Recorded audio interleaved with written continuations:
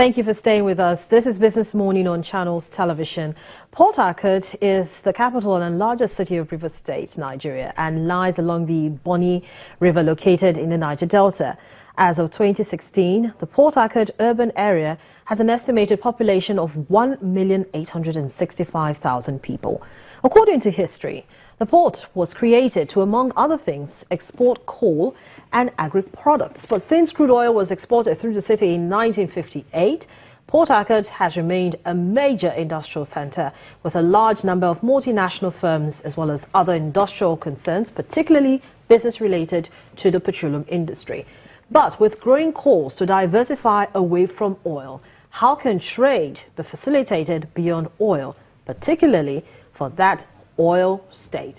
Dr. Amy Membri-Otaji, President, Port Harcourt Chamber of Commerce, Industry, Mines and Agriculture, joins me to talk about this. Dr. Membri-Otaji is also the Managing Director of Elshcon, Nigeria Limited, an oil services firm.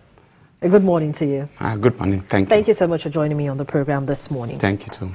Just give us a state of, give us the state of trade, commerce and industries of, companies there in Port Harcourt. Yeah, well, as you rightly said, I mean, since after oil Nigeria started the oil production and exports, Port Harcourt gradually changed to oil and gas. Everybody was and is directly or indirectly related to even you to the oil and gas, yes. And then we abandoned the very reason that the city of Port Harcourt was set. I mean, when you say Port Harcourt, I'm talking about rivers, old rivers, which included Bayelsa, and indeed the eastern Nigeria.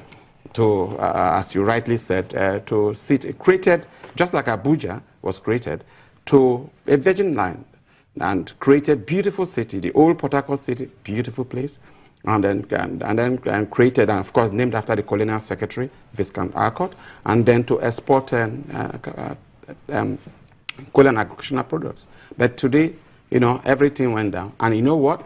Now that oil price is down, now that there are a lot of issues associated with oil and gas, everybody's feeling the pinch. So everybody's feeling the pinch, and where is everybody turning to? Because, in my little intro, I mentioned the fact that that port, the ports in Port Harcourt, was used primarily, among other things, to export agri-commodities and coal as well. Yeah. So why, apart from, so now that everybody is moving away, in terms of doing business, has Port Harcourt really taken advantage of being the second largest port in the country, focusing on, apart from, exporting oil, moving agri-commodities as well as coal? Now that is why we're here, and that's the message we are passing, and that's why we are engaging the governments and agencies. Really, the old Port Harcourt ports, because of issues, technical issues, because of draft of the water, and a few other issues, is literally not functioning. The Onne port, which is a newer one, concession to Intel, it's state of the art. It's very nice, but the rates are too high, and it's supposed to be oil and gas related cargo. And look, the rates there were rates that were set when oil price was over $100 per barrel. It came down to 30, today about 40, 50. But for non-oil cargo, it just can't work. If I tell you the rates, it just can't work. So what we are trying to say is that, look, we need to go back to the real, what the founding fathers set up Port Harcourt for, the Port Harcourt ports and the city, because then it was a shipping hub. Look at Singapore. What did they have? All about it is just a shipping hub. All about the beginning of Singapore. When the spice trade to Asia and all that, that's just what developed that beautiful city-state. So what we are saying is that we need to get Port Harcourt back to that. Get the old Port Harcourt port back on stream, get the Onne, engage the various stakeholders, and get the Port Harcourt, do oil and gas, yes, oil and gas related cargo, but also a lot on non-oil and gas related cargo. That's it. And if you do that, it's as a value chain. You know, it's like when you say oil, there's oil service. When you say shipping, there is shipping service. There are services that go down, down, down, trickle down to the smallest businesses. So what is, you know, the chamber doing in this regard? So trying to engage government particularly and other stakeholders to ensure that the value chains don't die off because they don't have ease of transport, you know, moving their goods and services from River State, from the Niger Delta area, because Port Harcourt, that particular port, actually serves the Niger Delta area. Yeah. See, so let me tell you, as we speak, but up until now that everybody is talking, most importers, because let's say, you know, Nigeria is usually, for a while, it's just import, one-way traffic. But of course, government is now talking about export promotion, so it's going to be a two-way traffic.